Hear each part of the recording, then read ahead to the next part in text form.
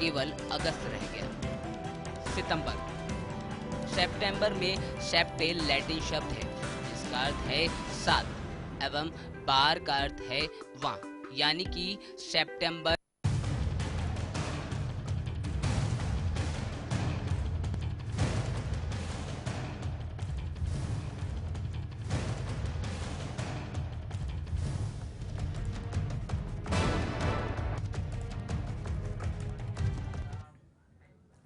नमस्कार, मैं प्रशांत आंग्रे और आप तमाम दर्शकों का स्वागत है इस विशेष बजट में, क्योंकि आज बजट 2014-2015 जिसे आज देश के वित्त मंत्री अरुण जेटली ने पेश किया है संसद में।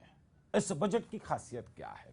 क्या लोगों की अपेक्षाओं के ऊपर जो अच्छे दिन की वादे किए थे इस सरकार ने, क्या उस अच्छे दिन के प्रारूप में क्या ये एक अच्छा बजट है हिंदुस्तान के तमाम लोगों के लिए?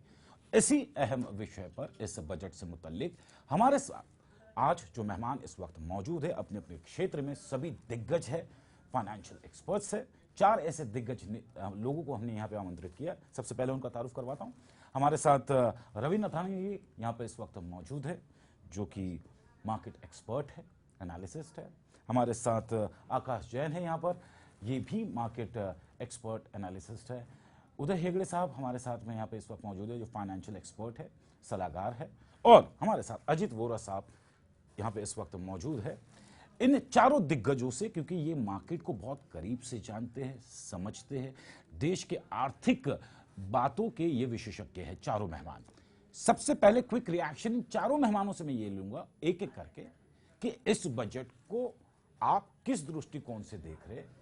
पिछले बजट की तुलना में जो यूपीए सरकार में बजट पेश किया गया था और इस एनडीए की सरकार के इस बजट में क्या कुछ फर्क आप देख रहे हैं? शुरुआत करूंगा इस चर्चा को रवि नथानी जी आपके साथ। इस बजट को आप किस दृष्टिकोण से देख रहे हैं? प्रशांत, पिछले बजट और इस बजट में काफी फर्क है। मैं ये कहना चाहता हूं कि आम आदमी पिछले बजट में एक स्टेज पे पोजीशन पे था, उसे कुछ पता ही नहीं कि मैं क्या करूं, बिकॉज इन्फ्लेशन उसे मार रहा था, उसे नॉब का कहीं पे भी रियायत नहीं मिल रही थी और जाहिर है वो एक कंफ्यूज स्टेज में था। लेकिन इस बार का जो बजट में आम आदमी से लेके हाई क्लास कॉर्पोरेट लेवल पे सबको केटर किया गया है, सबको कुछ ना कुछ दिया गया है। मैं ये कहना चाहता हूँ कि आम आदमी बहुत खुश है ये चीज को देखे, बिकॉज देखो हमारी जो आज की जो बजट है और जो गवर्नमेंट है, it's very new, it's just 45 old day government. So उन्होंने सबको दिया है, थोड़ा थोड़ा ही सही दिया है, लेकिन ये है कि उम्मीद जगाई है इन्वेस्टरों की, स्पेसिफिक आम आदमी की, कि यस हमारी ये गवर्नमेंट हमारे लिए कुछ करने बैठी है, ना कि हमारी और मुश्किलें बढ़ाने। बिल्कुल। Quick reaction from Uday Hegde ji आपसे। मार्केट आई मीन जैसे रवि ने बताया, not even two months old government, जो लोग ने जो अभी स्टेप्स लिया, it's a very cautious step, and I think the major difference from the previous government to this government is populism. इनका बजट में कोई ऐसा इंडिकेशन नहीं है that it's a populist political driven budget. So it's a budget where the आम आदमी से लेकर एसएमई सेगमेंट जो बोला जाता है, जो मैन्युफैक्चरिंग एसएमई एमएसएमई सेगमेंट है, they will get a huge boost. Second, जो इंफ्रास्ट्रक्चर हम लोग जो बात कर रहे हैं आज के तारीख में, that's a big boost. Secondly, third, I think the PPP model the government is they are telling that there is a lot of PP model in airports, in roads that are going to, even besides the existing one, they're talking of future thing which will be very huge. So I think it's a budget meant for across the sector. I would not say an aggressive budget, it's a cautious budget, but it's a good budget. It's a good budget. Ajit Vora sahab, quick reaction on this budget. In which way you take this budget? The budget, first of all, the roadmap is totally different than the previous government budget. This is an absolute majority government, first time after 35 years of independence of India. And Mr. Modi has laid down the roadmap for giving a achhe din. But as on today, I have not seen much, because he is already going to make a GST is a roadmap, so it will increase the GDP straight away by 1.5 to 2%. Plus another thing, he has done a very good job, is a fiscal deficit, which is going to control by 3 to 3.1 within the next 2 years time. So he will increase the tax, that is very clear, and he will increase the tax consolidation, and mostly the rich man will have to pay more tax in the next 2 years 3 years time. The another thing, the very important, that debt recovery tribunal he has established for recovery of the dues from the businessman who has chucked out the bank's money. So that is a very good legal action he will take. And he has also laid down this, whatever is a very important point, that litigation of the 17,000 crores of the tax which multinational company, Indian company, that he says it will not go retrospectively. He has not kept his mind open. So the next part is the APMC market, he has not done so far. And sir, your question is very clear. There are 30 state governments, one central government, one railway, plus more than 700 municipal corporations. The entire budget, if you take, I don't think this will have any much impact on the local people, because the state government budget is okay. But this is a central government plus railway. Actually, railway and central government budget should be mixed together. There is no need to different budget. Now what happens? Because the municipal corporations are very poor in most of the states. There are hardly municipalities earning in a smaller state. So he has put up some few thousand crores, 10,000 plus crores will be given to the municipalities. Next, another thing, he has given a very special focus on current account deficit. The foreign institutional investors in white, foreign direct investment in the insurance sector. I'm coming on that, sir. Sir, मैं आ रहा हूँ, उसी के ऊपर आ रहा हूँ, FDI के ऊपर भी आ रहा हूँ, but यहाँ पे सीधे चलते हैं आकाश चौहान के पास में. Quick reaction. What is this budget to you and to the nation? According to me, this budget has made happy to all of them. चाहे वो corporates हो, या common man हो, या sports person हो, या नॉर्थ ईस्टर्न स्टेट्स में रहने वाले लोग हो, सबके लिए बजट काफी अच्छा रहा है. मैं कहना चाहूँगा कि इंडस्ट्रियलिस्ट भी काफ़ी खुश होंगे, क्योंकि जो जिस तरह का इन्होंने एलोकेशन सेक्टर वाइज किया है वो काफ़ी प्रेरणा देगा. एक चीज़ कहना चाहूँगा, जैसे कि जो बहुत इग्नोर्ड सेक्टर था इरिगेशन, उसमें इन्होंने 1000 करोड़ की एलोकेशन की है. तो जो ये सेक्टर में जो भी कंपनीज है काफ़ी फ़ायदा करेंगी. प्लस मैं कहना चाहूँगा कि रियल एस्टेट इन्वेस्टमेंट ट्रस्ट, जिसकी हम पिछले इतने सालों से बातें सुन रहे हैं कि सरकार ये नया कॉन्सेप्ट लाना चाहिए, ताकि स्मॉल इन्वेस्टर्स जो है, जिस तरह की म्यूचुअल फंड में पार्टिसिपेशन होती है, उस तरह रियल एस्टेट पार्टिसिपेशन में स्मॉल इन्वेस्टर्स की भी आवश्यकता है. तो जिस तरह से इन्होंने रियल एस्टेट इन्वेस्टमेंट ट्रस्ट का जो कॉन्सेप्ट इन्होंने ये बजट में फ्लोट किया, आइडिया फ्लोट किया, उससे कॉर्पोरेट क्षेत्र काफ़ी प्रभावित होगा, क्योंकि इसको एक पास थ्रू स्टेटस भी मिलेगा. प्लस इन्होंने इंफ्रास्ट्रक्चर इन्वेस्टमेंट ट्रस्ट फॉर्म करने की प्लानिंग की है, जिससे कि इंफ्रा प्रोजेक्ट्स को सिक्योरिटाइज किया जाएगा, तो जिससे कि बैंकिंग क्षेत्र में प्रेशर काफी कम हो जाएगा, जो कि non NPA net NPA assets reduce होने के चांसेस है. यहाँ पर जिस प्रकार आकाश जैन आपने कहा, लेकिन एक सवाल यहाँ पर सबसे अहम सवाल आता है इस पूरे एंटायर बजट में, जो अब तक के बजट में कभी नहीं जिक्र किया गया था, that is FDI, foreign direct investment. Ravi Nathani ji, being an expert, foreign direct investment का जो इम्पैक्ट होगा, if I take it in such a way, अगर इस तरह से अगर इसे देखा जाए कि जो काला धन की हम बात कर रहे हैं, जिक्र कर रहे हैं, यही काला धन FDI के जरिए हिंदुस्तान आएगा और इसी धन को व्हाइट में कन्वर्ट किया जाएगा.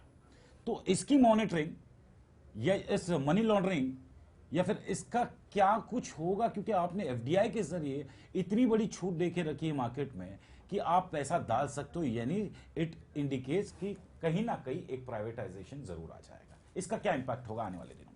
प्रशांत जी, पहली बात तो मैं इस चीज़ से आपके साथ बिल्कुल सहमत नहीं हूँ कि आपने जो कहा black money will turn into an FDI or something. See, these are the logical numbers which we really can't comment until unless we don't have proper structure and proofs in place. मैं ये कहना चाहता हूँ कि आज का current scenario, पिछले 5 सालों की अगर मैं बात करूं, हमारे इंडिया इकोनॉमी में एक स्टैंड स्टिल आ गया था, and that was the only reason because no liquidity was there in each of the any sectors. If we talk about defense, if we talk about FMCG, if we talk about consumer durables, we talk about metals, we talk about any industry, airlines, railways, we need liquidity to enhance that sector. वहाँ पे sector को और आगे बढ़ाने के लिए या modernisation techniques को ले आने के लिए we need that money to come in, and that money is only one gate, that is FDI. देखिए, आज हम बात कर रहे हैं रेलवे की. सपोज एक वेरी स्मॉल एग्जांपल, मैं पिछले दिनों ही देख रहा था, रेलवे अगर bullet train is been introduced between Bombay to Poona, usually it is a 4 hours drive, that will cut down to just 45 minutes to 1 hour travel. सो वो एक कनेक्टिविटी देगा बहुत सारी चीजों को, you know, it will enhance the business model, it will enhance the service industry, it will enhance everybody. अब वो चीज चालू करने के लिए पैसा चाहिए। अब पैसा अगर आप रेलवे में एफडीआई लॉन्च कर दोगे तो जाहिर है बाहर का पैसा आएगा, वो पैसा हमें यहाँ पे काम आएगा उस चीज को और आगे बढ़ाने का। लेकिन रवि साहब, मैं आपसे बात से पूरी तरह सहमत हूँ, लेकिन यहाँ पे सबसे बड़ा क्वेश्चन मार्क ये आता है कि if you are talking about bullet train, high speed train and all, यहाँ पर सबसे बड़ा सवाल ये है कि मेट्रो प्रोजेक्ट को लगभग 8 साल लगे।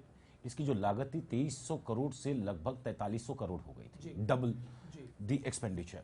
अब हम अगर किसी नए प्रोजेक्ट्स को लॉन्च कर रहे हैं और अगर हम यहाँ पे ये बात कर रहे हैं कि बॉस यस, अगर एफडीआई के जरिए अगर रिसोर्सेज आता है, पैसा आता है, we can put up a good projects and all, लेकिन कोई भी प्रोजेक्ट्स हिंदुस्तान में गिवन टाइम पे कभी भी पूरा नहीं होता है। At the end of the day the common man has to pay it, tax के जरिए उसे पैसा सरकार को चुकाना पड़ता है। हेगड़े साहब, what you will have a quick reaction on this? There are sir 330,000. Vora साहब, I am coming to you. Vora साहब, I am coming to you. Yes please, Ravi Athani. Yeah I will tell you categorically, देखिए जो ये आप कह रहे हो कि हमारे मेट्रो रेल 8 साल पुराने प्रोजेक्ट्स अभी तक कुछ हुए नहीं है। See we have a government now who is ready to react and in action. Okay, Hegde साहब, what do you want to say sir? Basically आप जो बात कर रहे हैं एफडीआई की जो बात कर रहे हैं, I think today the government has opened up, they have allowed FDI in defence ji, which is 49%. Yes. They have allowed 49% in insurance. वो लोग ने ये देखा है क्या, they will not compromise on the security aspect.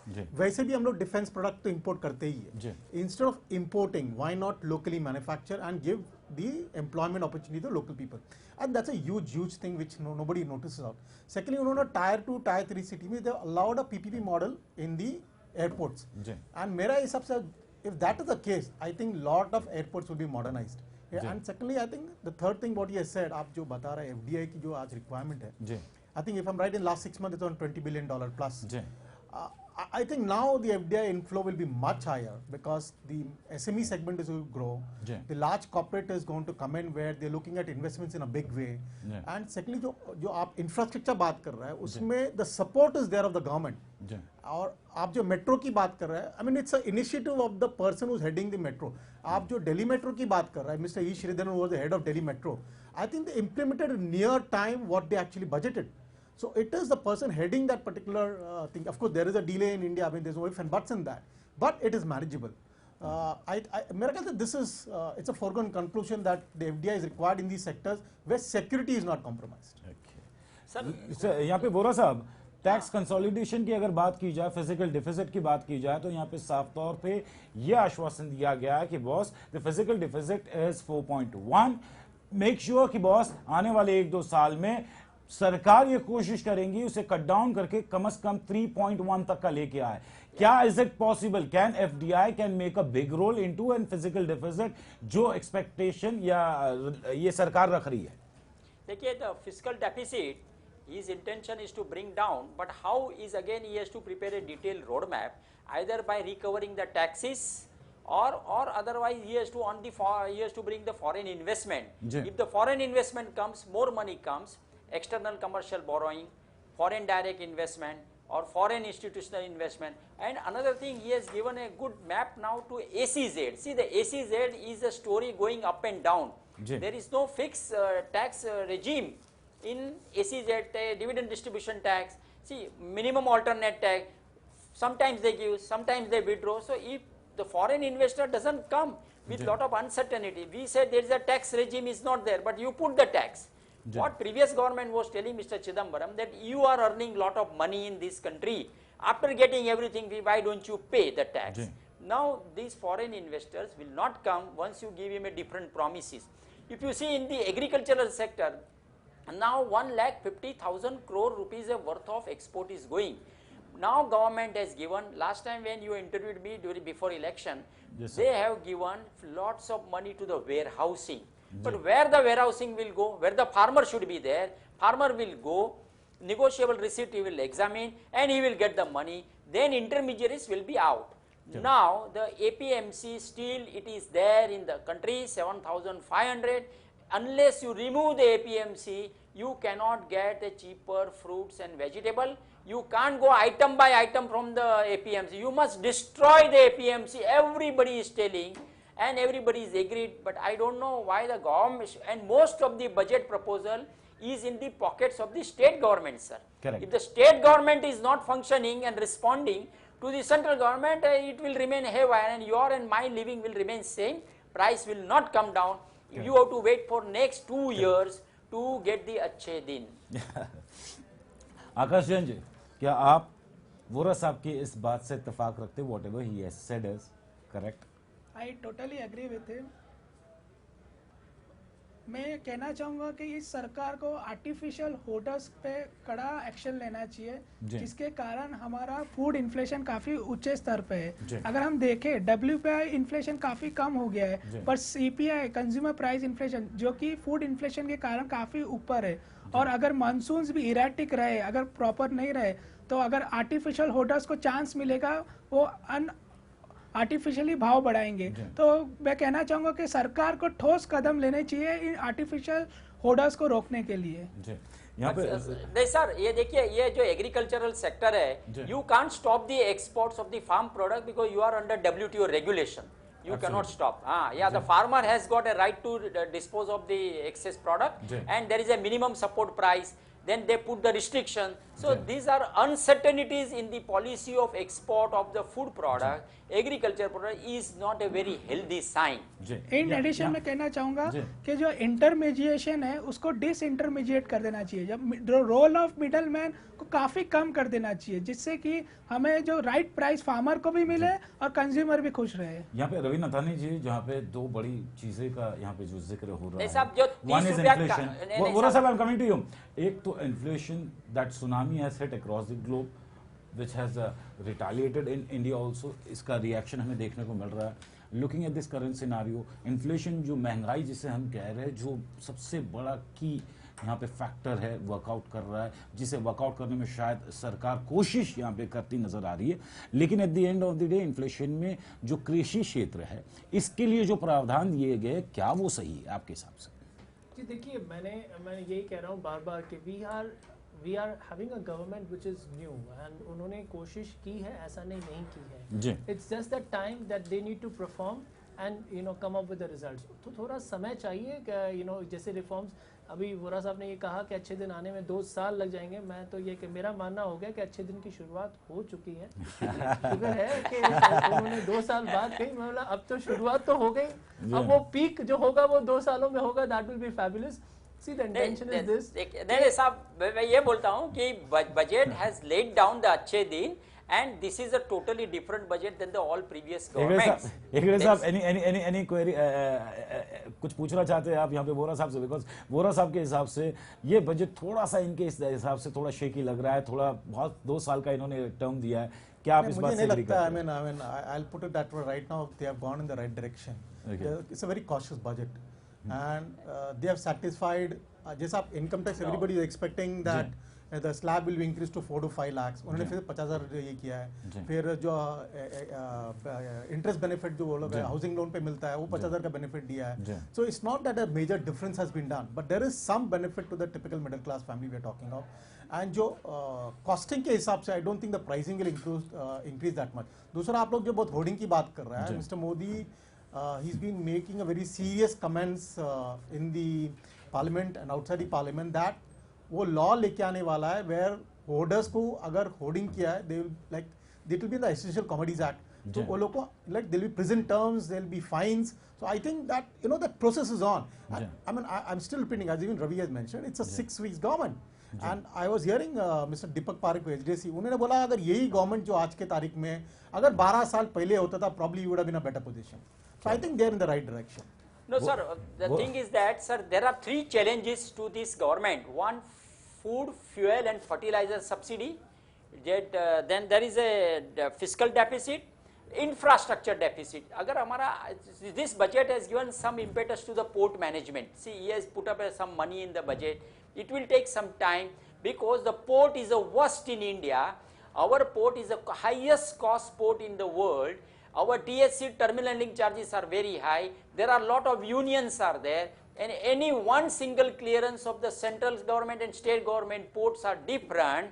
We should not have a 2 different direction for the one port, because in India all the state government ports are minor ports and central government has got 14 ports. Minor ports money is coming from the state government, but there is no money.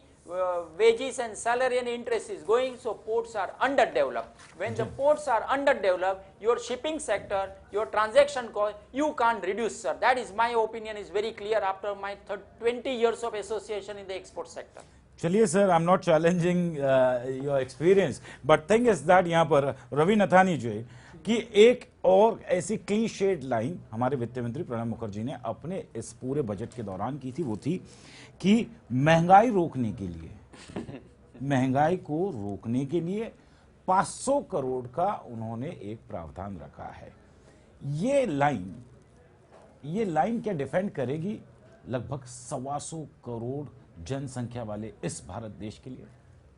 सब पैसा देने से कोई महंगाई या ऊपर नहीं आएगी। Sir, I am coming to you mister Vora, I am just taking this answer from Ravi Nathani. Ravi Nathani I feel there are some plans for the government that they have. देखिए अभी पूरी बजट की पूरी शीट्स जो है, रिपोर्ट मेरे हाथ में नहीं है, लेकिन जहाँ तक मैंने सुना है, जहाँ तक मैंने जो नोट डाउन मैंने किए हैं, he was concerned about the inflation, and because he was concerned, he has come up with some plans.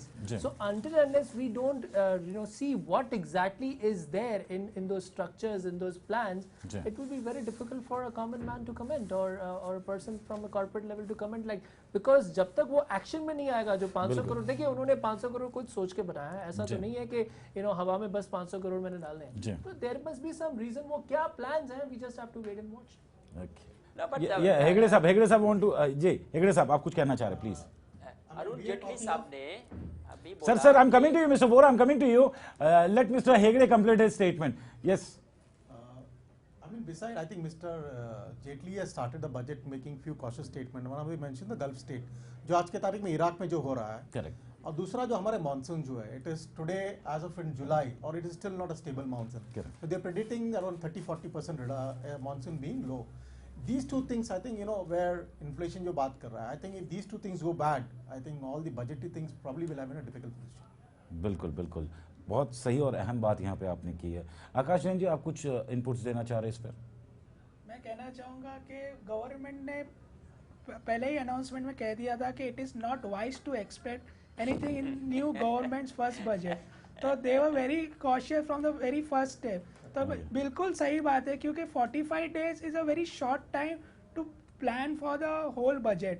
I feel कि मुझे लगता है कि नेक्स्ट बजट में काफ़ी रिफॉर्म्स ओरिएंटेड मेजर्स लिए जाएंगे, और जिससे देश को काफ़ी फ़ायदा होगा। अभी मैं कहना चाहूँगा कि गवर्नमेंट का मेन टास्क है फिस्कल डेफिसिट को कंट्रोल करना, जो काफ़ी परेशान कर रहा है हमारे देश को, फूड इन्फ्लेशन को कंट्रोल में लाना। तो इन दो स्टेप्स को गवर्नमेंट को काफ़ी ध्यान रखना होगा, प्लस ग्रोथ पे काफ़ी फोकस करना होगा। जो प्रोजेक्ट्स टेक ऑफ नहीं हो रहे, इंफ्रा प्रोजेक्ट्स जो इतने सालों से रुके हुए हैं, उन्हें टेक ऑफ करना होगा। बैंक्स में जो स्ट्रेस आ रहा था एनपीएस के कारण, उस पर उन्हें रिकवरी पे फोकस देना होगा।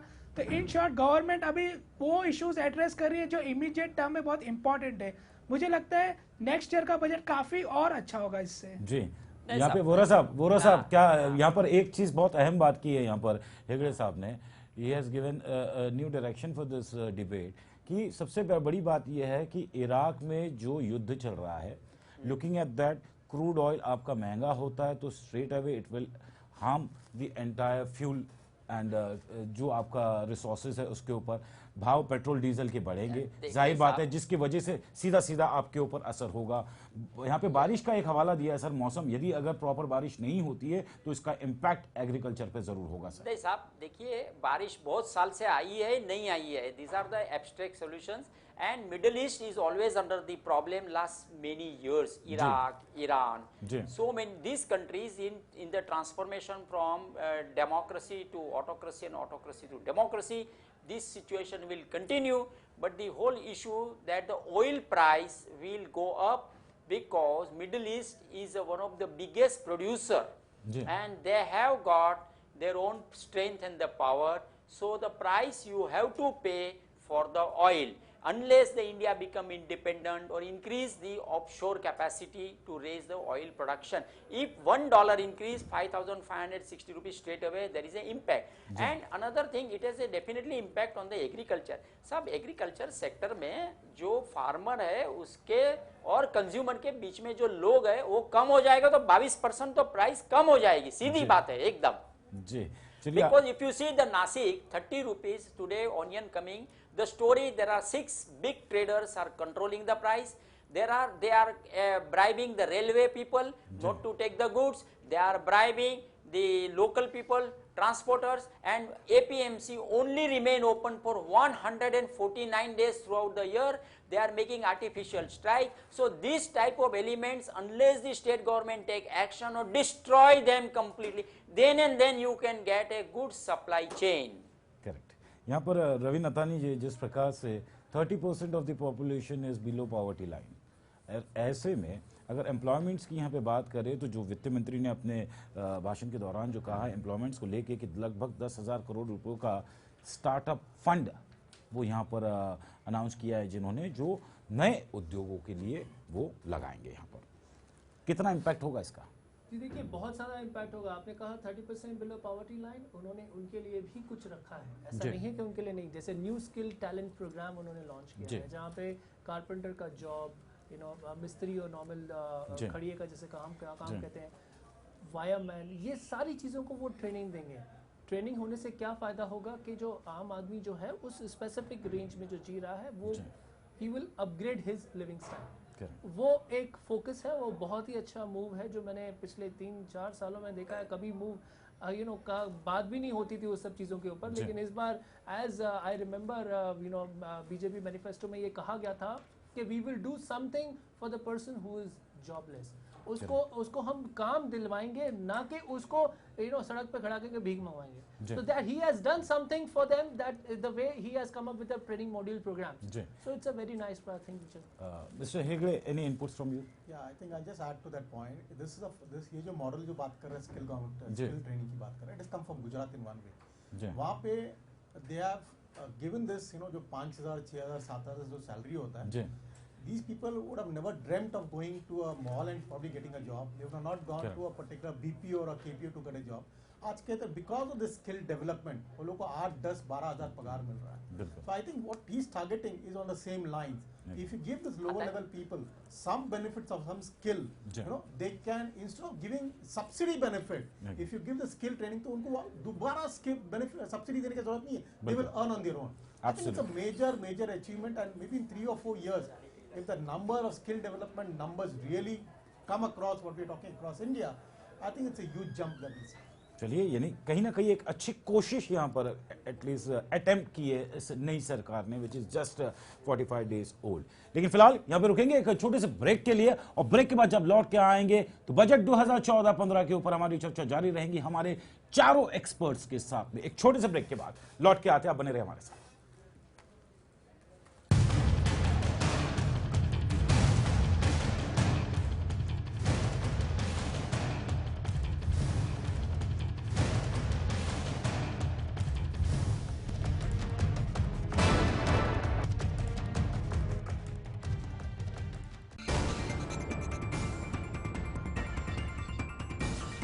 Fine agro concept limited company का फर्जीवाड़ा,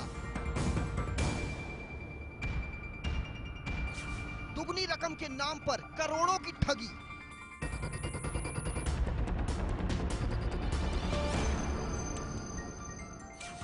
आरबीआई और सेबी के नियमों की उड़ाई धज्जियां। मुंबई पुलिस आखिर कर क्या रही है? लेमन न्यूज का बड़ा खुलासा।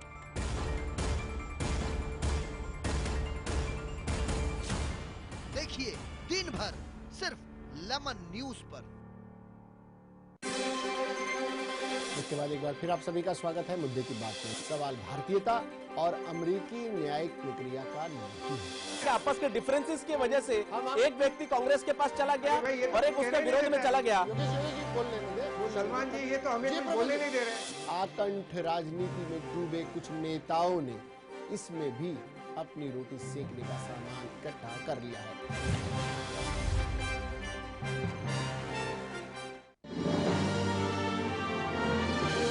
global advertisers, scaling new heights in outdoor media. Market समझना नहीं है कोई रॉकेट साइंस, लॉजिकल होते हैं इसके लोज और हाइज। जब अनलॉक होगा ये लॉजिक, तब फिर आपकी इन्वेस्टमेंट्स करेगी मैजिक। बाजार पर होगी बारीक नजर, हर इन्वेस्टर बनेगा सिकंदर जब देखेगा हमारे साथ lemons smart investor.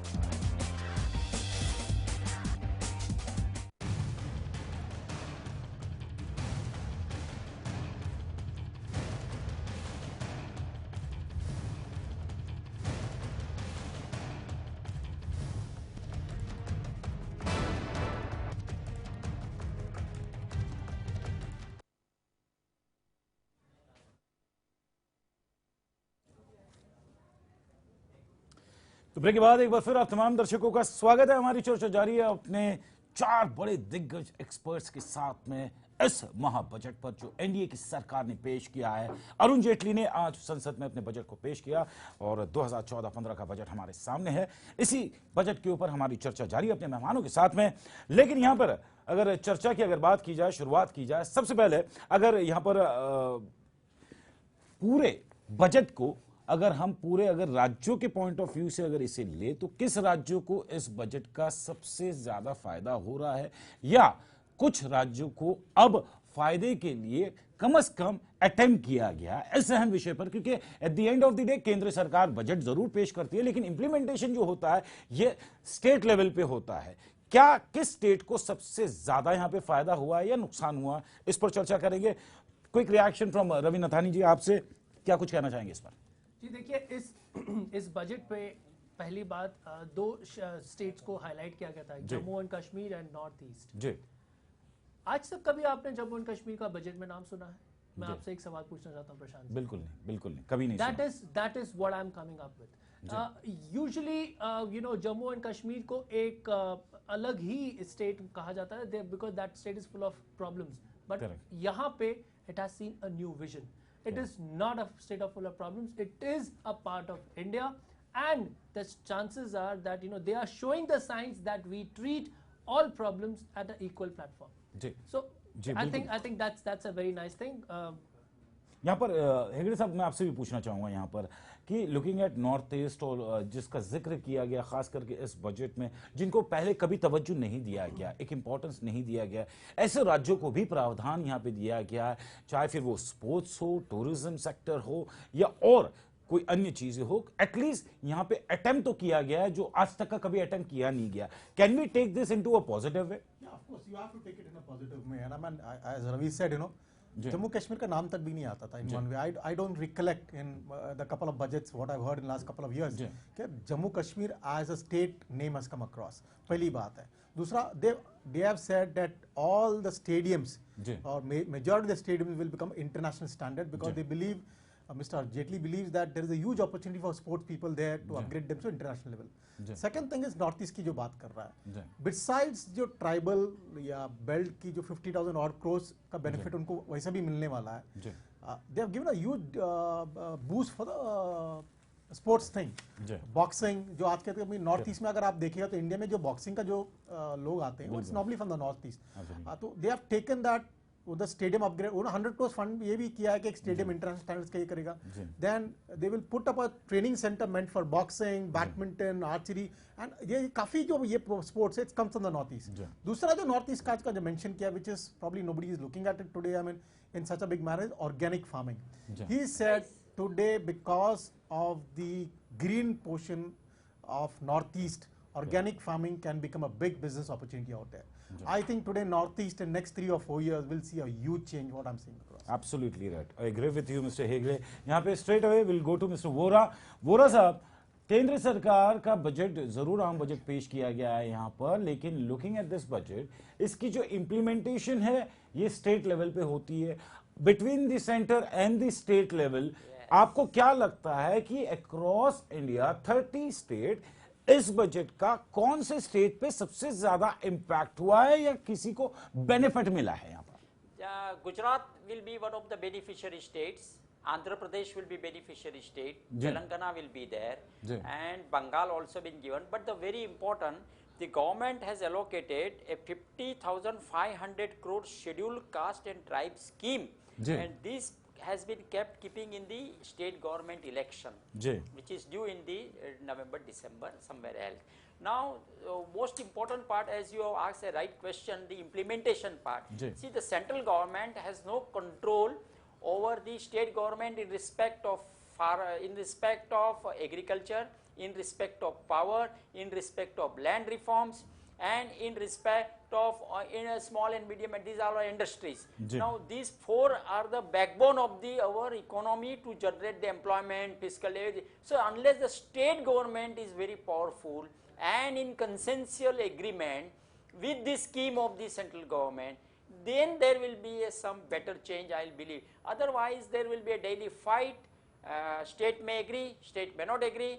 Some scheme will be remain in the paper. Last year, if you see 179 scheme was there, so many schemes are remain on the paper only on the budget. Only it is given. So the state government role now, as Mr. Modi has also laid down some of the good ideas to take the confidence of the state government and win the election. If the BJP comes again in the state government, then there will be a big change in India. Otherwise, it may be very difficult at the moment. I don't see a clear road on this direction. Okay, so आपके हिसाब से clear अभी भी direction यहाँ पे नहीं मिल पा रहा है. आकाश Jain, any inputs you want to give on this issue? मैं कहना चाहूँगा स्टेट गवर्नमेंट को लैंड रिफॉर्म्स के क्षेत्र में काफी काम करना होगा. सिंगल विंडो क्लियरेंस होनी चाहिए प्रोजेक्ट्स इम्प्लीमेंटेशन के लिए. जब तक डिले होते रहेंगे प्रोजेक्ट क्लियरेंसेस के लिए, जैसे कि एनवायरमेंटल क्लियरेंस हो या लैंड का टाइटल क्लियर ना हो, तो ये सब और इनको सब लैंड रिकॉर्ड्स को डिजिटलाइज करना होगा, जिससे कि काफ़ी फास्टर हो जाएगा ये प्रोसेस प्रोजेक्ट स्टार्ट होने का. तो लैंड रिफॉर्म्स और सिंगल विंडो क्लियरेंस काफ़ी इंपॉर्टेंट क्षेत्र रहेंगे सरकार के लिए, और स्टेट गवर्नमेंट्स का काफ़ी रोल रहेगा इन सब चीज़ों में. बस सिंगल विंडो है ना, विडो हो जाती है, उसमें क्लियरेंस देने में विडो रहती है. वो जाते हैं तो एक आपका, मैं कल का I can give you example. The provident fund application take 12 to 15 days. ESIC take 15-30 days for any small and medium enterprise. Mr. Vora, I'm sorry to interrupt you, लेकिन I would like to ask you one question. As you have mentioned, 50,000 crore has been sanctioned for scheduled castes and scheduled tribes. Yes. मैं आपके साथ में एक छोटी सी story share करना चाहता हूं और क्विक रिएक्शन लूंगा आपका. आज की स्टोरी है कि एक लेडी, उसके हस्बैंड ने उसे कुछ साल पहले छोड़ दिया. उस लेडी के 5 बच्चे हैं. 12 साल का सबसे बड़ा लड़का है, उसके बाद में 4 लड़कियां हैं जो 8, 7, 6 और 5 साल की है. वो घर काम करती थी और अपने बच्चों का पालन पोषण करती थी, लेकिन वो खुद बीमार हो गई. तो उस महिला ने अपने 5 बच्चों को लेके जाके अनाथ जो बाल सुधार गृह होता है उनको जाके दे दिया, और उन्होंने भी उसको एक्सेप्ट कर लिया. लुकिंग एट कि वो बच्चे जब अनाथ आश्रम में जा रहे थे, वो औरत वहीं पे बेहोश हो गई. ये स्टोरी मैं इसके लिए मेंशन कर रहा हूं, I know this is a budget section, लेकिन यहां पे बजट में सारे प्रावधान दिए गए सर. एजुकेशन को लेके यहां पे बात की गई है. बेटी बचाओ बेटी पढ़ाओ योजना के तहत 100 करोड़ रुपयों का प्रावधान दिया गया है. महिलाओं की सुरक्षा का प्रावधान दिया गया है. करोड़ों रुपयों की यहां पे बात की गई है. 50,000 करोड़ का जो आपने अमाउंट बताया है, इस स्टोरी का इंपैक्ट क्या इस बजट पे होगा सर, बताइएगा आप. देखिए साहब, the most important thing, the story which you have mentioned, that the lady is there, husband had left, and 4-5 children and all. Now there is no such provision for such a story in the budget, because number one, that नहीं, I'm not saying कि इस budget में उसका एक important role है, मैं ये नहीं कह रहा हूं, लेकिन जो अनाउंसमेंट्स की जाती है, scheduled caste, scheduled tribes, and this budget is not for one individual person, this is for the entire nation, I know that. लेकिन बावजूद इतनी अनाउंसमेंट, इतनी बड़ी बड़ी राशि की आप अनाउंसमेंट करते हैं, उसके बावजूद इस तरह की घटनाएं अगर होती है, तो नहीं लगता कि हमें, हमारे समाज को ये शर्मसार कर देती है सर. बट साहब, पहला तो आपका सवाल बहुत अच्छा है. ये जो लेडी की बात है, in India only 1% people may be reading the budget. the poor man does not have a message what is written today in the budget and how much he will be benefited, because we don't have that much literacy or a knowledge. And the budget is a complicated statements of 43-45 pages. Who will read the budget? Only less than 1% of the people reads the budget, and they find out the solutions if they are applicable. Now the story which you have told about the woman, are she literate? Does she know anything about the budget? Who will communicate? Does our MLA goes to house and tell them? Does our municipal councillor goes there? Does our Nagar Panchayat goes there? Chaliye, let's shift to budget now. I know that this story can't make an impact on this budget, but at the end of the day, my question was, after announcing इतनी सारी राशि बावजूद इसके आज भी देश में हमारी ये घटनाएं हो रही है. This is a shameful thing. Apart from that, education point of view पे यहाँ पे अगर हम बात करेंगे, यहाँ पे रवि नथानी जी आपके साथ में, तो एजुकेशन पॉइंट ऑफ व्यू पे काफी सारी योजनाओं के तहत यहाँ पे अनाउंसमेंट की गई है, सभी चीजों को प्रावधान दिया गया. क्या एजुकेशन सेक्टर को जस्टिफिकेशन दे पाया है ये बजट हमारा? जी देखिए, एजुकेशन सेक्टर में उन्होंने जाहिर है कि ये बता दिया कि नए स्किल एजुकेशन प्रोग्राम्स में उन्होंने they will come up to, but specific जो as of now structured education government है वो 3% कुछ टैक्सेशन अभी भी देता है, और वो उसे अनचेंज किया है because they have to restudy many such things in the education sector itself. As I said, the government is new, it will take some time. I'm expecting some more benefits with regards to education in maybe upcoming budgets. आकाश जी, आपको कुछ कहना चाह रहे थे, please आप अपनी बातों को रखें. प्रोफेशनल एजुकेशन में इन्होंने काफी अच्छे कदम उठाए हैं जी. अगर हम देखें, इंडिया में MBA स्टूडेंट्स काफी आते हैं पर क्वालिटी नहीं देखी जाती है जी. तो गवर्नमेंट ने ये टाइम इन्होंने काफ़ी अलोकेशंस किए कि नए IIMs खोलेंगे नए स्टेट्स में, जैसे हिमाचल प्रदेश हो गया, पंजाब हो गया. तो ऐसे नए IIMs खोलने की चर्चा चल रही है जिसमें क्वालिटी ऑफ एजुकेशन इंप्रूव होगी और हमारे पास प्रोफेशनल क्वालिफाइड प्रोफेशनल्स मिलेंगे इंडियन इकोनॉमी को. जी, यहाँ पर I'm coming to you, Mr. Vora, I'm coming to you. Mr. Hegde, प्राथमिक शिक्षा के लिए 28,600 करोड़ रुपयों का आवंटन रखा है यहाँ पर सर. यानी एजुकेशन को उतना इंपॉर्टेंस दिया गया है कि यस बॉस, कि हमें अब कहीं ना कहीं एजुकेशन को सबसे ज्यादा फोकस करना. तो क्या इस बजट में एजुकेशन को जस्टिस मिला है सर? I think you to look at the vision of mister Modi.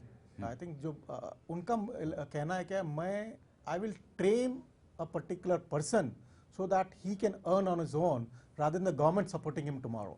I think this is one of the basic things beside the skill development. जो education काफ़ी जैसा आकाश ने बताया IIMs जो प्लान किया उन्होंने, I think जब ये बजट में IIMs डिक्लेयर किया, कुछ मेरे ख्याल से 6-7 स्टेट्स में बात किया, तो काफ़ी बाकी स्टेट्स लोगों ने आवाज़ किया है. तो उन्होंने बोला just listen to me, if you all want to open an IIM, we will surely do it, come to me, next it will happen. So I think the importance is already known. And I think today they are focused. I think most important today it is focused, and they are giving a roadmap. They are telling this is what we want to do. This is the kind of structure that we want to operate in. I think all the states will have to compulsory follow. It's like एक अगर अच्छा कर रहा है तो दूसरा उसको जरूरी 100% will copy them. So I think it's a competition between states as time goes by. बिल्कुल. यहाँ पर वोरा साहब आपसे जानने की कोशिश करूँगा यहाँ पर सर, क्या किस हिसाब से यहाँ पर तमाम चीज़ों को यहाँ पे रखा तो गया है, लेकिन जिस कॉमन मैन की आपने बात की है, 1% of the people who goes through a budget and read the 45 pages statement, लेकिन अगर उस बाकी 99% के लोगों की बात करूं मैं यहाँ पे, तो आम इंसान ये चाहता है कि बॉस मैं अगर सब्जी खरीदने जाऊं फैमिली वाला तो मुझे बहुत कम दाम में मिले, रिलायबल है. तो खाली अगर कृषि क्षेत्र की हम बात करें, जो ज़रूरतों की चीज़ है आम इंसान के खाने पीने की, यदि अगर उसमें आप सब्सिडी थे और जो लग्जरी आइटम्स है उसमें आप अगर उसे टैक्स भी लगाते, तो लगता है आपको कि इस तरह का फॉर्मेट कुछ हो सकता है या कोई मिडिल वे निकल सकता है कम से कम इस इन्फ्लेशन को रोकने के लिए, because a common man is suffering from this. Sir, the government approach is to raise the middle class. If you see the US economy, where a lot of people are there, the middle class has been given a lot of focus, very much focus. Now to raise the middle class, the government has to work at the down the line section, as you have told the story of the woman. Now do we have a resources and mechanism to reach down the line to that lady who is in the suffering? What is the issue? What are the issues? See, this problem we cannot solve by the only budget proposal, but there we need a different institutions in the sector, in the state government, at the municipal level, city level, where they can identify such type of people and tell them, look, this is your problem, government is with you. Actually, most of the time in the budget, we are going to the government is not coming to us. That is the main problem. लेकिन sir ये भी हमारा दुर्भाग्य है, हजारों हमारे पास में एजेंसियां है, हजारों कमेटी बनती है, हजारों जैसे कि आपने जिक्र किया, हजारों एनजीओ है, बावजूद इसके 0/0 द रिजल्ट है। लेकिन यहाँ पर ओवरऑल, यहाँ पे रवि नथानी जी, अगर मैं पूछूं यहाँ पर कि क्या इस बजट के पीछे जो एनडीए ने जो बजट बनाया, looking at the rail budget, एक सेफर साइड, एक अच्छा बजट पेश करना, क्या ये वक्त की डिमांड थी, रिक्वायरमेंट थी, या फिर बजट तो आपने पेश कर दिया, अब इसे इंप्लीमेंट करना आसान होगा या मुश्किल होगा? देखिए, बजट तो एक्सपेक्टेड था, क्योंकि इंटरनल बजट की अगर मैं बात करूं तो वहां पे तो कुछ भी नहीं था। We wanted a road map ahead के आने वाले दिनों में क्या हम जो बीजेपी स्टार्टेड विद सेइंग अच्छे दिन आएंगे, and they how will they come into effect, because पहले देखो इफेक्ट का जो प्रोसेस होता है ना, बहुत सिंपल होता है। पहले होती है सोच, आदमी सोच के बाद उस चीज को अगर एक्शन में लाता है तभी ही उस चीज का इफेक्ट आता है। तो जो सोच तो उन्होंने अपने बीजेपी मैनिफेस्टो में बताई थी, उस चीज को अमल करने की चीज जो थी, वो जो वर्ड्स उसे now they have transformed into some actions. And मैं ये कहता हूँ कि हाँ, पूरी तरीके से इसको एक्सप्लोर नहीं किया, because it was a new thing for them, but they have started that process of actioning those things which were needed in this scenario, which will enhance the performance of the country. Now I'm not talking about the Aam Aadmi, I'm not talking about the corporate, I'm talking about our country's performance. We have talent, but there were some hiccups to show that we are still at in the lowest point. यहाँ पे मैं ये कहना चाहता हूँ कि इन्होंने शुरुआत कर दी, प्रोसेस कर चाहिए, उस चीज को आगे बढ़ाया है, and I am very sure, I am not even doubting this fact that in coming years we will be at the best position compared to current state. Mr. Hegde, do you agree with Mr. Nathani what he has said? I think I agree with Ravina 100%. That's no issue about it. The budget has put a roadmap. The budget has showed directions.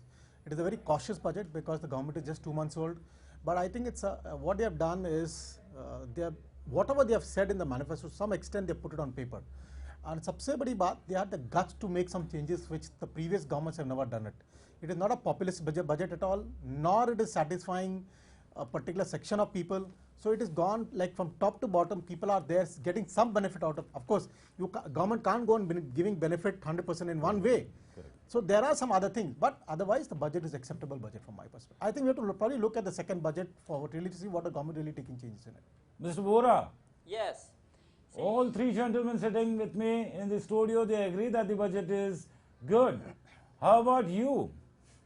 See, the budget preparation is one of the most difficult tasks, sir, for any government. So we must congratulate the North Block, South Block people and our ministry that within a 45 days they have prepared the budget. But at the same time, this budget is preparing a roadmap for the future for the अच्छे दिन. अच्छे दिन, बुरे दिन तो it depends on how you look at the days, all the time. If you have money in the one day, you are happy, otherwise not happy. See, this is all. लेकिन mister Vora, I think that कि इस budget से थोड़े आप नाखुश हैं.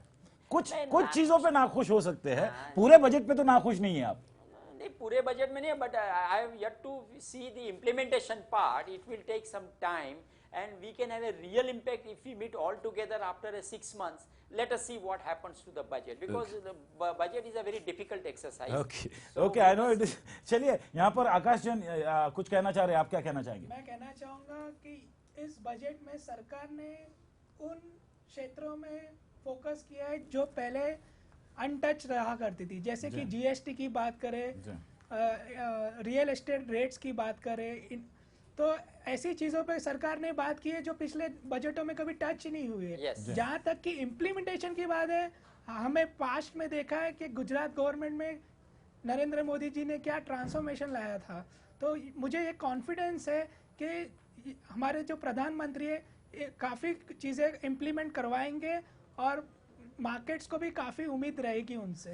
चलिए, यहाँ पर अगर इस बजट को अगर हम एनडीए का बजट कह रहे हैं जो उन्होंने पेश किया है, या नरेंद्र मोदी सरकार का बजट कहे इसे अगर, तो क्या फिर गुजरात का जो रोड मैप है, गुजरात स्टेट का जो अपना एक बजट है और पूरे देश का एक बजट है, क्या एक स्टेट को कलेक्टिवली कन्वर्ट किया जा सकता है into 30 state? This is a big question. Ravi Nathani, देखिए, मैं ये की चीज इस बीच में कहूंगा, because I have made up my mind saying that looking at the budget I'm really very happy, because मैं expect ज़ाहिर है मेरी expectations 100% थी, but 100% is not met, but I'm very happy with 50% also. Why? The reason is very clear.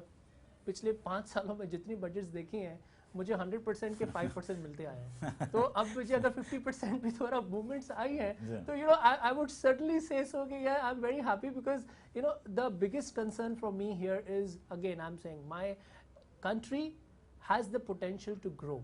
Absolutely. And this budget has given a roadmap that yes, we are in a position, and wait for us, we are coming to the global economy very soon. Mr. Hegde, what will be the ratio of this budget for you and for the common man? I mean, I'll put it like this. I mean, जब अगर आप stock market के movement देख रहे हैं, जब budget चालू हुआ था, it was going down.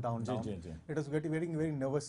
जैसा बजट खत्म होने आया, the market started going on top. So that is an indication that people accept that this is a good budget. It's a good budget across the sectors.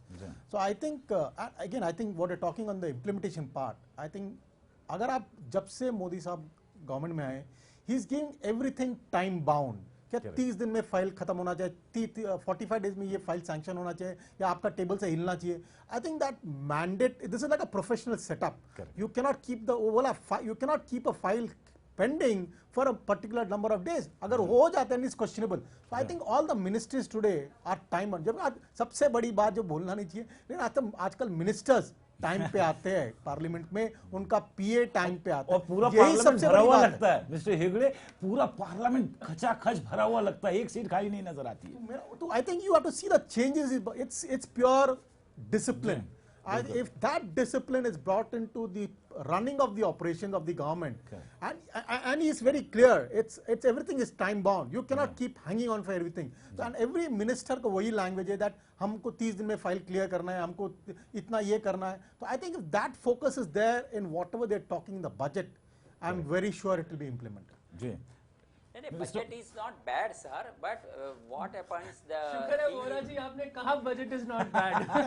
Budget is not bad, but budget is not very good, but we are trying to see here pictures is given to us, and he is preparing a roadmap on which direction. See, port he has done, rural sector he has given a National Highway Authority of India. So all the public sector which we are finding problem, that he has tried to focus to improve the performance of the public sector, and he will take away slowly private sector with Mr. Vora, I'm sorry to interrupt you, like there is a question, you talk about implementation. I will go a step ahead and will say that कि implementation अगर हो भी जाता है तो उसकी monitoring कैसी होगी? Given amount really goes to the right person. See, the implementation, it depends on the ministries which we have appointed there, but there will be a watch will be there. Implementation will be there, but it will not be that easy that you can get the result within the next day. But implementation, that depends on the bureaucracy which he has appointed, ministers which he has appointed. It is too early to comment, sir, on this. Chaliye, that means you believe that there should be a third eye. Yes, that is what Mr. Modi has told, that he will take the help of this, he has got a lot of big army of the people there with him. NGOs are there, his own people will be there, Rashtriya Swayam Sevak Sangh will be there, Shakha will be there. So he has done a good one way, he will tell the official and he will tell the unofficial, and he will get the third information with him, and then he will try to find out the solution. That is always there. Okay, Mr. Akash Jain, yes, आप कुछ कहना चाह रहे, please अपनी बातों को रखें. कि स्टॉक मार्केट्स काफी खुश होगा ये बजट से, क्योंकि पहली बार सरकार ने बात की है न्यू अकाउंटिंग स्टैंडर्ड की, जिससे कि कॉर्पोरेट गवर्नेंस इश्यूज काफी रिजॉल्व हो जाएंगे. और इन्होंने वॉलंटरी किया है FY16 के लिए और मैंडेटरी किया है FY17 के लिए. तो जो भी हमने पास्ट में देखा है, जो प्रमोटर्स चोरी करते आ रहे हैं, वो अब नहीं कर पाएंगे, क्योंकि कॉर्पोरेट गवर्नेंस स्टैंडर्ड्स, अब हमारे अकाउंटिंग स्टैंडर्ड्स इतने इम्प्रूव हो जाएंगे, रिपोर्टिंग, फाइनेंशियल रिपोर्टिंग इतनी अच्छी हो जाएगी कि investors will feel happy and will feel secure. As a result, stock markets will ultimately go up. जी, जैसा कि आप कह रहे हैं, वक्त की पाबंदी चलते चलते आखिरी में एक सवाल मैं आप चारों से पूछना चाहूँगा। बजट पेश किया गया है, अच्छा भी है और वोरा साहब के पॉइंट ऑफ व्यू से थोड़ा अच्छा है, थोड़ा बुरा है, लेकिन eight the end of the day, before ending of the chatting, एक सवाल यहाँ पे है कि इस बजट का ratio for a business फिटर्निटी, for a common man और इस देश के जो नागरिक है, इस बजट का क्या इम्पैक्ट होगा, रेशियो क्या हो सकता है आपके पॉइंट ऑफ व्यू से इस बजट का? Start from Ravi Nathani. रवि नाथानी जी, क्या रेशियो आप देते इस बजट को? Okay, I give both the sectors, it's a win-win situation for both of them. Both of them. Yes. Hegde साहब, how about you? क्या रेशियो रहेगा आपका? I would not support a ratio. I think there are some benefits for the common man. उनका तो tax benefit बना गया, housing loan का interest benefit दिया गया है। ऑन दी काफ़ी जो लोअर एजुकेशन के जो बात कर रहा है उसमें काफ़ी बेनिफिट मिलेगा। I think and the SME segment जो मैन्युफैक्चरिंग है, which I think Arun Jaitley was very clear on that he wants to give it as a big push. तो एसएमई एंड एमएसएमई अगर उनको बेनिफिट मिलता है, ultimately they are the backbone of the manufacturing sector in India. So I think that's a huge employment opportunity sir. चलिए यहाँ पर आकाश जैन क्या कुछ कहना चाहेंगे इसके? कहना चाहूंगा, जैसे मैनेजमेंट में कहा जाता है there should be optimisation of resources. ये सरकार ने बिल्कुल वही अटेम्प्ट किया है कि हर क्षेत्र से इकोनॉमी रिवाइव हो और काफ़ी फोकस दिया गया है एम्प्लॉयमेंट पे, एजुकेशन पे और कॉर्पोरेट सेक्टर पे। मैं कहना चाहूंगा कि budget is a win win situation for both the corporates as well as for the common man. Plus I feel this is a blueprint for the next 5 years and I think India is going to shine going in the next 5 years, and I think all youngsters of India should remain hopeful that this budget and this government will definitely turn around India, which we were lacking in the past few years. चलिए चलते चलते आखिरी में mister Vora. Yes sir, the budget most important thing is to generate the resources. To see अच्छे दिन, जेब में पैसा आएगा तो खर्चा करेंगे। अभी कहाँ से पैसा लाना? He has prepared a good roadmap, and he is trying to control the fiscal deficit, but at the same time lot of money is blocked. One is a non-performing assets. He may try to sell the assets of those people who are not paying the money and recover the money. Then he is trying to inject some money in the bank, and the whatever tax litigation money, they should make a very fast recovery, and if they get that money, then I believe yes, fiscal deficit will come down. Otherwise it will not be so easy to walk. It will take 1.5 years to 2 years to see the ground reality. So what is the ratio? Is it 70-30 or 80-20? Budget is very difficult to tell you at the moment, sir, your answer, but I am telling you I don't see immediate result within the next 6 months time. Next 6 months. चलिए, thank you very much gentlemen. Ajit Vora साहब बहुत बहुत शुक्रिया आपका। उदय हेगड़े साहब आपका भी बहुत बहुत शुक्रिया। Akash Jain, thank you very much for being on the show, and Ravi Nathani ji, thank you very much for being on the show. बहुत बहुत शुक्रिया आप तमाम मेहमानों का, इन तमाम लोगों ने जो हमारे साथ इस बजट सेशन में बैठे थे। तमाम लोग अपने अपने क्षेत्र के दिग्गज है, इन्होंने अपनी इनपुट्स दी है। ये बजट कहीं ना कहीं एक अच्छा है, कॉर्पोरेट से लेके आम इंसान तक हर एक को यहाँ पे एक रियायत दी गई है, हर एक के बारे में यहाँ पे सोचा गया है। लेकिन eight the end of the day इस बजट को आने वाले दिनों में किस तरह से जो एक्सपेक्टेशंस एनडीए सरकार रख रही है कि फिजिकल डिफिसिट कम से कम 3.1 तक का लेके आए, क्या कुछ होगा आने वाले दिनों में, इस बजट का क्या कुछ इंपैक्ट होगा, इन तमाम चीजों से आपको रूबरू करवाएंगे। फिलहाल इस विशेष में बस इतना ही, मुझे दे अनुमति और आप देखते रहिए लेमन न्यूज।